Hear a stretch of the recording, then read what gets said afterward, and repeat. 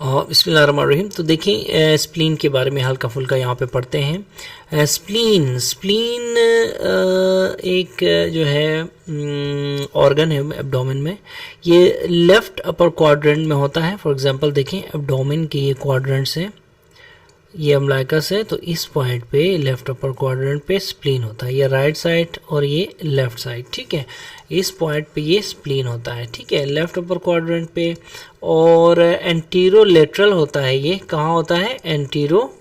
एंटीरोलेटरल होता है किसके?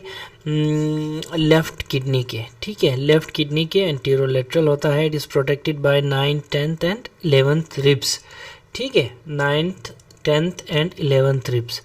साइनोसॉइड्स जो है ना स्प्लीन में साइनोसॉइड्स होते हैं जो कि लॉन्ग होते हैं, और वेस्कुलर चैनल्स होते हैं, ये लॉन्ग वेस्कुलर चैनल्स, ठीक है।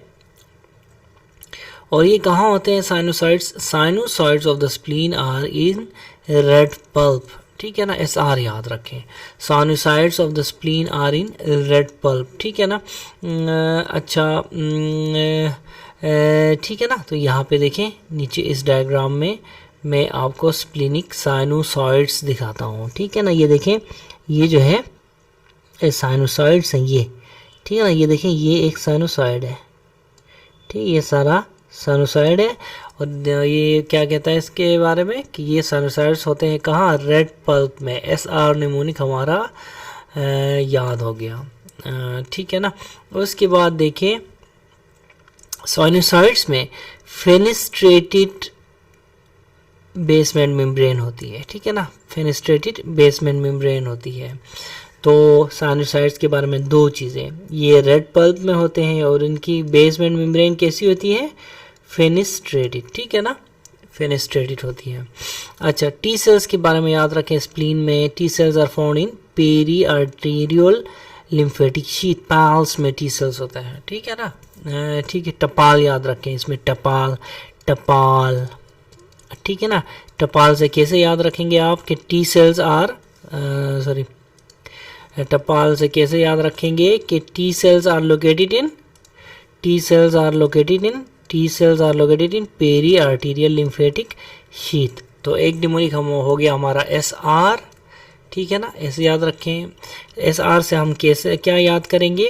SR से हम याद करेंगे कि जो हमारे साइनोसॉइड्स होते हैं वो रेड पल्प में होते हैं, ठीक है ना। और दूसरा निमोनिक हो गया हमारा टपाल, ठीक है ना। टपाल से हमें याद आएगा कि T cells are in peri arterial lymphatic sheath, ठीक है ना। अच्छा, उसके बाद within the white pulp of जो है स्प्लीन के फिर क्या? वाइट पल्प में, ठीक है। टपाल जो है, टपाल वाइट पल्प में होता है, और जो साइनोसॉइड्स होते हैं they are in red pulp, ठीक है, ये आपने याद रखना है। उसके बाद B cells are found in follicles, तीसरा निमोनिक आ गया हमारे पास, B cells are found in follicles within the white pulp. अब बी सेल्स भी कहाँ होते हैं? वाइट पल्प में होते हैं, ठीक है। The marginal zone in between red pulp and white pulp contains macrophages, ठीक है। फिर चौथा निमोनिक हमारे पास क्या आ गया? M से मार्जिनल जोन, और अगेन दूसरे M से मैक्रोफेजेस, ठीक है, यानी कि मैक्रोफेजेस जो होते हैं वो मार्जिनल जोन में होते हैं, ठीक है। इसी तरह फिर आगे चले, एंड स्पेशलाइज्ड बी सेल्स, ठीक है, यानी कि मार्जिनल जोन में इन between red pulp and white pulp.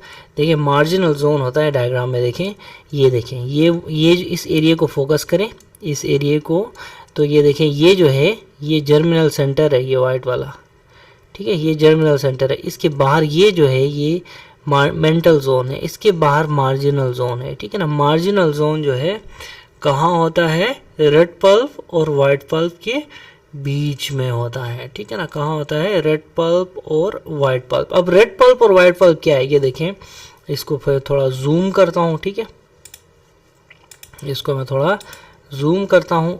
जब जूम करूँ तो आपको नज़र आएगा कि ये देखें, ये वाइट पल्प है और ये जो है रेड पल्प है, ठीक है।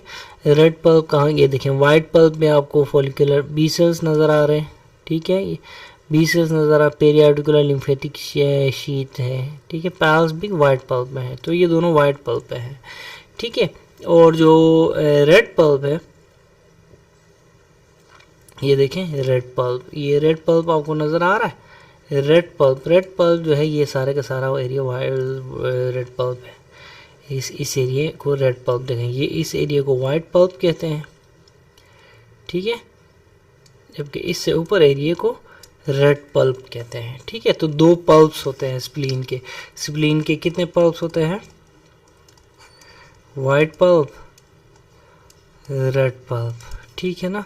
जो वाइट पल्प है वो अंदर की तरफ होता है, डब्ल्यू अंदर की तरफ होता है ना, ठीक है ना, तो वो कहाँ होता है? इनर एस्पेक्ट में वाइट पल्प होता है। ये भी एक निमोनिक है, ठीक है ना, डब्ल्यू अंदर की तरफ होता है और वाइट पल्प भी, डब्ल्यू से वाइट पल्प भी इनर एस्पेक्ट में होता है, ये भी एक निमोनिक है। तो ये हमारा हो गया 5वां निमोनिक, ठीक है। ये देखिए अंदर की तरफ, बाहर की तरफ क्या है? रेड पल्प है, अंदर की तरफ क्या है? वाइट पल्प है, ठीक है। अच्छा, उसके बाद आगे चलें, क्या कहता है? The marginal zone in between red pulp and white pulp. फिर मार्जिनल जोन फिर रेड पल्प और वाइट पल्प के मार्जिन में होता है, ठीक है ना, रेड पल्प और वाइट पल्प के मार्जिन में होता है। Marginal zone contains macrophages and B cells and is where antigen presenting cells, इसी वाइट जो मार्जिनल जोन में एंटीजन प्रेजेंटिंग सेल्स कैप्चर करते हैं blood borne antigens for recognition by T lymphocyte. इसी वाइट मार्जिनल जोन में antigens पकड़े जाते हैं, सिंपली बात है। कोई भी ब्लड से जो एंटीजन आता है वो इसी मार्जिनल जोन में, ये देखें ये हमारा मार्जिनल जोन है, इस जोन में पकड़े, ये ब्लड आ रहा है ना, यहाँ पकड़े जाते हैं कौन? वो एंटीजेंस, ठीक है। अच्छा, उसके बाद चलें आगे। Splenic macrophages remove encapsulated bacteria. याद रखें स्प्लीनिक मैक्रोफेजेस में इस तरह के ऑप्सोनिन्स प्रोड्यूस होते हैं जो कि पकड़ते हैं किसको? इनकैप्सुलेटेड बैक्टीरिया को।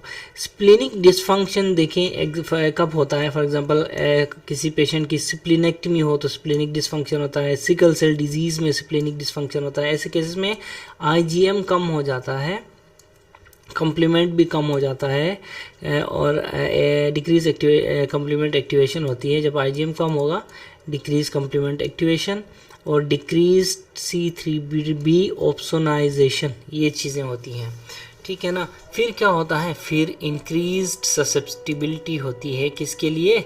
इंक्रीज ससेप्टिबिलिटी होती है फॉर फॉर इनकैप्सुलेटेड ऑर्गेनिजम्स, ठीक है ना। और इनकैप्सुलेटेड ऑर्गेनिजम्स कौन से हैं? स्प्लीन नहीं है वाला निमोनिक याद है, हीमोफिलस, निजेरिया मेनिंजिटिडिस ग्रुप सी और स्ट्रेप्टोकोकस निमोनी, ये सारे इनकैप्सुलेटेड बैक्टीरिया हैं, ठीक है ना। पोस्ट सिप्लिनेक्टमी अगर किसी पेशेंट की जो है आप ब्लड सीबीसी करा लें तो क्या फाइंडिंग्स आपको मिल सकती हैं? ब्लड में होवल जोली बॉडीज हो सकती हैं जो कि न्यूक्लियर रेमनेंट्स होती हैं, ठीक है। इसी तरह टारगेट सेल्स मिल सकते हैं आपको, होल जोली बॉडीज मिल सकती हैं, थ्रोम्बोसाइटोसिस मिलेगा, loss of sequestration and removal, lymphocytosis मिलेगा, लॉस ऑफ सिक्वेस्ट्रेशन की वजह से लिम्फोसाइट्स भी बढ़ेंगे, थ्रोम्बोसाइट्स भी बढ़ेंगे, सिक्वेस्ट्रेशन खत्म हो जाएगी ना। सिक्वेस्ट्रेशन कहाँ होती है? स्प्लीन में, ठीक है। Vaccinate patients undergoing splenectomy against encapsulated organisms, pneumococcus, HIV and meningococcus, ठीक है। तो ये आपने याद रखना है। हाइपर स्प्लीनिज्म जो है एक ऐसी स्टेट है जिसमें increase function of the spleen होता है रिगार्डलेस ऑफ साइज चेंज, ठीक है। जबकि स्प्लीनोमेगेली जो है वो इंक्रीज इन साइज, यानी कि 2x normal size of the spleen, यानी 2x होता है, हम उसको स्प्लीनेक्टमी स्प्लीनोमेगेली बोलते हैं। जबकि हाइपर स्प्लीनिज्म में साइज मैटर नहीं करता, ठीक है ना, फंक्शन ज़्यादा हो जाता है हाइपर स्प्लीनिज्म में, ठीक है। तो ये सारी चीज़ें आप जो है आप ऐसा करें कि ये याद रखें, ठीक है ना। अब देखें इस डायग्राम को देखते हैं, यहाँ से स्प्लीनिक आर्टरी आती है और यहाँ से स्प्लीनिक वेन आती है। ये वेन, ये आर्टरी अंदर गई, अंदर जाके इधर शुरू में क्या मिलेगा इनको मिलेगा वाइट पल्प। डब्ल्यू अंदर होता है ना, डब्ल्यू कहाँ होता है, डब्ल्यू अंदर, वाइट पल्प, ठीक है। वाइट पल्प के बाद रेड पल्प आ जाएगा, ठीक है। तो रेड पल्प में फिर साइनोसॉइड्स वगैरह वगैरह होते हैं। वाइट पल्प में फिर फॉलिकुलर बी सेल्स और पेरियार्टिकुलर लिम्फेटिक शीट होती है, ठीक है।